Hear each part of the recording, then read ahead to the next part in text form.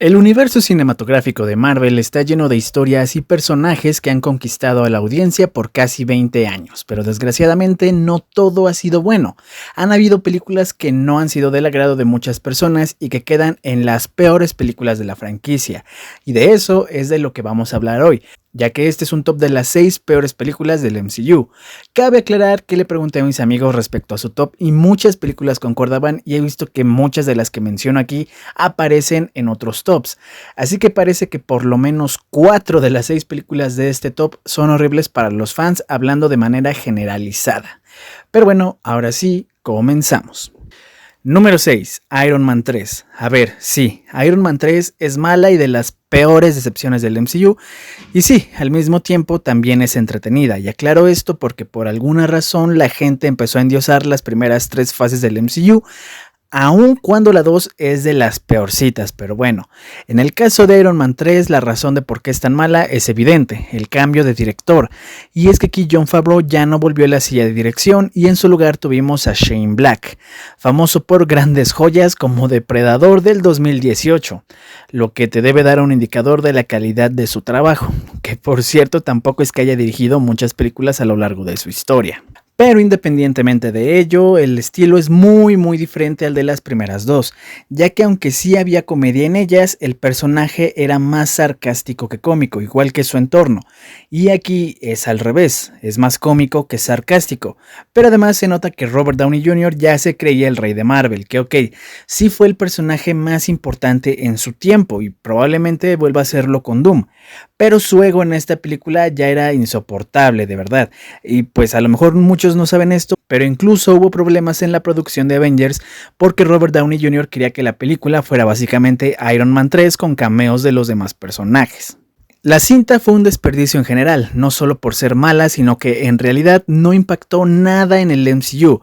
Supuestamente la cinta trata de un viaje de autodescubrimiento de Tony Stark en el que debe superar su miedo causado por la invasión Chitauri en Avengers y enfrentar los demonios de su pasado en la forma de Aldrich Killian y el Virus Extremis, pero al final no impactó el personaje a largo plazo.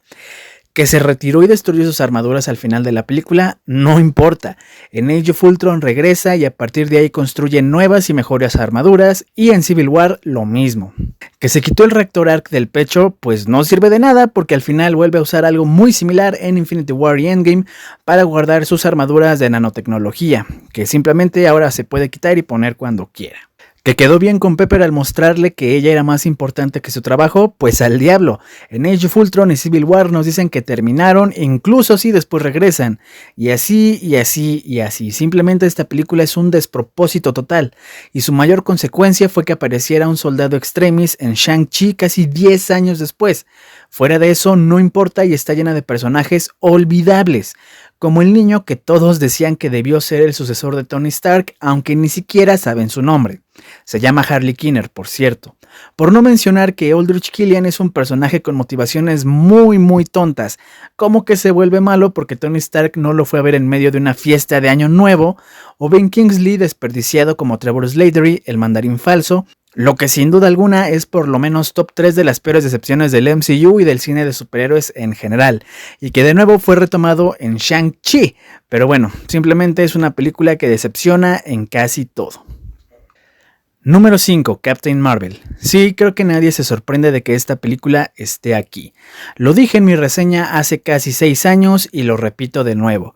El mayor problema de esta película es que Carol nunca está en riesgo real, incluso cuando sus poderes están restringidos. Nunca recibe daño y nunca está en problemas. Siempre encuentra una manera de ganar, aunque resulte poco creíble. Y eso que estamos hablando del género de superhéroes. Para ponerlo más fácil y de forma más visual, ¿qué pasa cuando personajes como el Capitán América, Thor o Iron Man pelean? Pues sus trajes y armaduras sufren daños, además de que ellos también sufren daño. Sangran, su piel se corta e hincha a causa de los golpes. Por ejemplo, Steve Rogers en su pelea contra Bucky en The Winter Soldier termina casi desfigurado de la cara. Mientras que Thor sufre diversos rasguños cuando pelea contra Malekith del Maldito, o Tony Stark termina hinchado luego de tantos golpes en la pelea final de Endgame. Pero a Carol Danvers nunca le pasa eso ni nada parecido. Su traje, su piel y su cabello son perfectos antes, durante y después de cada pelea. Es decir, por más que pelee, no hay nada que te indique de verdad que está en peligro y por lo tanto sabes que simplemente no le pasará nada malo, lo que vuelve aburrida a esta película. No solo eso, sino que los villanos de la cinta, que son John Rogue, que seguramente ni siquiera te acordabas del nombre de este personaje, y sus soldados, que ahí sí, la verdad, ni yo recuerdo a nadie más que a Korath, porque Korath salió en Guardianes de la Galaxia, son horribles, no tienen personalidad y casi no tienen tiempo en pantalla ni diálogos. Y en el caso de John Rogue, este ni siquiera representa un desafío para Carol y simplemente lo metió en su nave y lo lanzó al espacio. Y para terminar tenemos la ridiculización de Nick Fury, aunque debo admitir que esta solo ocurre al final de la cinta, cuando Gus le araña el ojo y resulta que esa es la gran historia de por qué Nick Fury no tenía un ojo, aun cuando en The Winter Soldier dio a entender que había sido por algo más grave cuando dijo: y la última vez que confié en alguien me quedé sin un ojo. Simplemente una de las decepciones más grandes del MCU. Aún así, la película realmente no es tan mala como muchos quieren hacer ver. Es entretenida y el mensaje que tiene, aunque muy evidente, no es nada malo. Personalmente incluso disfruto de verla aunque haya pasado años sin haberlo hecho hasta antes de hacer este video. Simplemente si hubieran manejado mejor las cosas podría haber sido hasta de las mejores películas del MCU, porque el potencial ahí estaba. Cuando fue anunciada y anunciaron que Brie Larson sería parte de la cinta, los fans se volvieron locos y estaban asegurando que sería de las mejores cintas del MCU. Pero al final no supieron hacer las cosas bien, y hay que decirlo también, la cinta sí sufrió de ataques sin sentido porque uno, era protagonizada por una mujer, y si actualmente eso es complicado en el cine de superhéroes, imagínate hace casi 10 años, y dos, se hicieron muchas fake news alrededor de Brie Larson.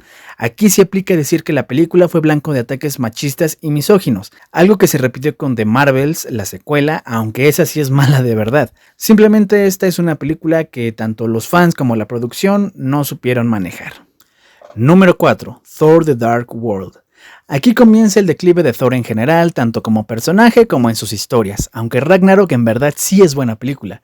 Y es que aquí es cuando Thor ya comienza a decantarse más hacia la comedia, dejando de lado la epicidad y la relativa seriedad de su primera parte. Además de que el virus de los malos villanos del MCU finalmente llega al dios nórdico y nos dan un villano tan horrible como lo es Malekith el Maldito, que en los cómics en verdad es buenísimo. Tan solo como prueba de ello, en años recientes fue pieza clave del run de Jason Aaron, el creador de Gore, el carnicero de dioses. Pero aquí es un villano genérico más. Tiene a lo mucho 5 diálogos en toda la cinta y desgraciadamente eso es producto de que recortaron sus escenas. Porque ¿sabían ustedes que Malekith actúa por venganza porque perdió a su esposa e hijos? Seguramente no lo sabían, porque esto lo dijo Christopher Eccleston, el actor que lo interpreta, en entrevistas, porque todas esas escenas que le daban profundidad al villano fueron eliminadas bajo la excusa de hacer mejor la película, y resultó en todo lo contrario, y Malekith solo es una parte de todo porque está el resto de los elfos oscuros. Si la película se salva de estar más arriba en el top es por la excelente química entre Thor y Loki que se lleva la película, siendo a partir de aquí que Loki ya se coronó como uno de los favoritos de los fanáticos de Marvel, porque en Thor fue ignorado, en Avengers fue cuando llamó la atención de la gente, pero aquí ya fue donde se consolidó como el mejor villano de Marvel hasta ese momento. Asimismo, aquí el MCU dio un paso importante al reconocer que tanto el Tesseracto como el Aether eran gemas del infinito, lo que finalmente desembocaría en Avengers Infinity War y Avengers Endgame. En general, la película sigue siendo entretenida, que es lo que dije al inicio. Que sean las peores del MCU y que sean malas películas no significa que por lo menos no sean disfrutables. Bueno, hablando de algunas películas del top. Así que sí, si la ves seguramente te va a entretener, pero realmente no es nada extraordinario y la verdad sí es mayormente malita. Como dije, Loki es el que carrea esta cinta, lo cual es una lástima porque en los trailers se veía algo épico y sí, también maduro y oscuro entre comillas como era la tendencia en los 2010. Número 3. The Marvels. Aquí ya empieza lo peor de lo peor. The Marvels es una película que creo que solo puede ser descrita como X. No solo están todas las polémicas alrededor, como que se usó un metraje de The Marvels en Miss Marvel sin conocimiento de los directores de la serie o la película, o que supuestamente Nia Da Costa, la directora, estuvo ausente durante gran parte de la postproducción, etc. Pero en general el guión es pésimo. Y aquí sí debo decir que es una lástima porque había potencial para que fuera una buena película, justo como con Captain Marvel, porque las tres protagonistas, Brie Larson, Teyonah Parris e Iman Vellani, son muy buenas actrices y dan lo mejor de sí, pero repito, el guión es tan malo que les evita lucirse de cualquier manera, incluso si dentro de ellas hay una gran química. El principal problema es la villana, que la verdad es tan olvidable que ni siquiera recuerdo su nombre, y eso que tuvimos a John Rogue en la primera. Pero es que simplemente es caricaturesca y malísima porque sí. Y todo esto a pesar de que la causa de su odio a Carol, la causa de que sea una villana, sí es bastante buena y sí está justificada. Pero su plan es simplemente estúpido, es como si un niño hubiera escrito eso. Incluso si es para lastimar a Carol de forma personal, es bastante ilógico que los Kree no hayan simplemente cambiado de planeta, tomando en cuenta que controlaban un imperio y habían perfeccionado el viaje entre galaxias y que los Skrull, que eran una especie con menos tecnología y muchísimo menos recursos, sí consiguieron otro lugar donde vivir. Pero bueno, además del pésimo villano, también había otras cosas que ya para ese entonces eran típicas del MCU, y que simplemente eran malas, como los horrendos efectos visuales o una corta duración que no permitió un correcto desarrollo de la trama y los personajes, algo bastante común de las fases 4 y 5. Aún con todo tiene cosas buenas, siendo estas principalmente las tres protagonistas, y es que como dije tienen una excelente química entre ellas, e Iman Vellani nos da el mejor personaje de la película, lo que realmente no es sorprendente tomando en cuenta que desde la serie de Miss Marvel y más aún desde los cómics, Kamala Khan es un personajazo. Y por último, ¿alguien se dio cuenta de que el final de la película es un refrito del final de Spider-Man No Way Home? O sea, con un agujero dimensional que filtraba una dimensión paralela a la dimensión del MCU, amenazando con destruirlo todo y que cerrarlo conllevó un gran costo personal para las protagonistas con un sacrificio noble y heroico, porque si no se dieron cuenta no los culpo. A esas alturas de la película cualquiera estaba esperando más a que acabara en lugar de ponerle atención. Número 2. Thor Love and Thunder. Debo admitir que esta es la que más me duele de todo el top, porque a mí me encantó Thor Ragnarok y pensé que Thor Love and Thunder sería excelente, pero el peor error en esta película fue haberle dado total libertad creativa a Taika Waititi. Y es que aunque a muchos no les parezca lo que voy a decir, lo repito, Thor Ragnarok es una buena película y resultó bastante bien. Sí, es exagerada en algunos chistes, pero realmente no tiene nada que la haga pésima de verdad. Es por eso que aquí le soltaron la correa a Taika Waititi y el resultado fue simplemente opuesto. E incluso recuerdo que algunas de sus declaraciones decían que hizo todo esto a propósito. En primera, la cinta adapta dos de los arcos más importantes y más exitosos de Thor en los últimos 15 años en los cómics, El Carnicero de Dioses y La Poderosa Thor, ambos excelentes, además de que obviamente tenían el regreso de Natalie Portman como Jane Foster, por lo que las expectativas al momento de su anuncio eran enormes, pero al ver la película simplemente fue horrible.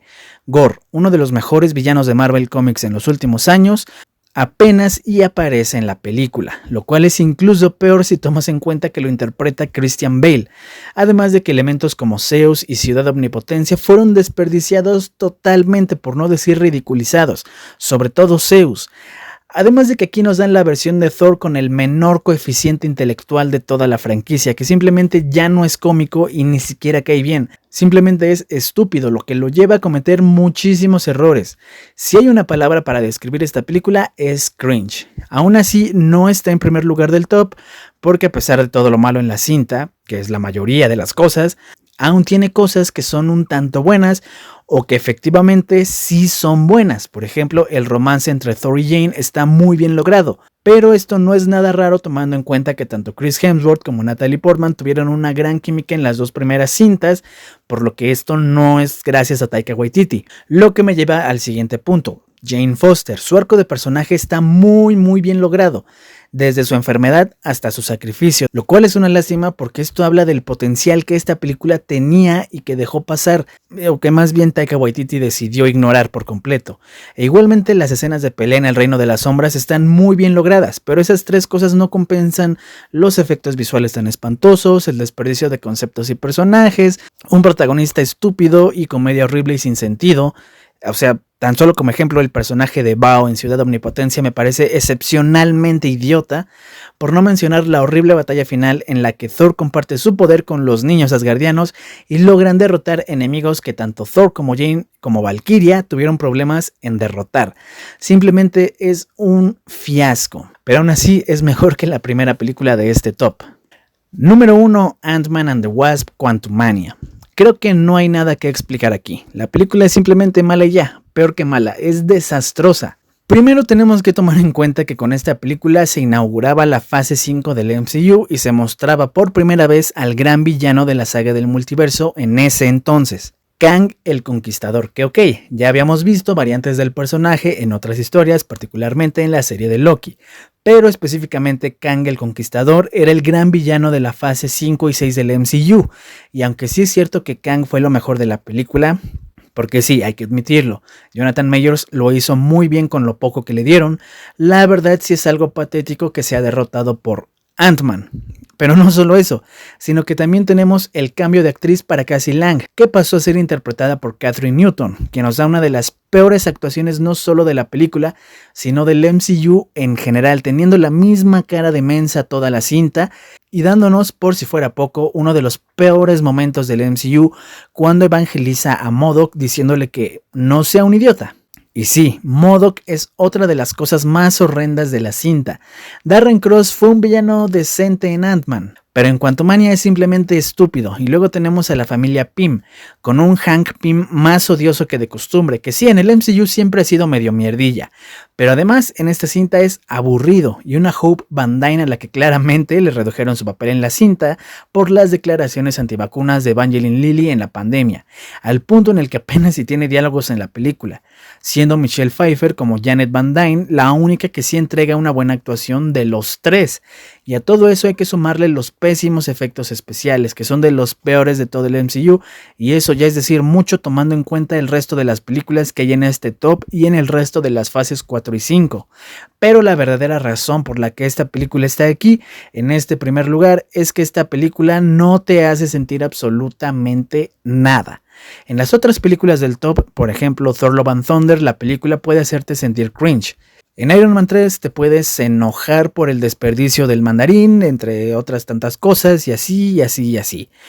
Pero es que esta película no te hace sentir absolutamente nada, ni cringe, ni pena ajena, nada. Momentos que deberían ser impactantes, como cuando Scott va por el motor de la nave de Kang, son simplemente X, no te hacen sentir ni bien, ni mal, ni cringe, ni enojado, nada.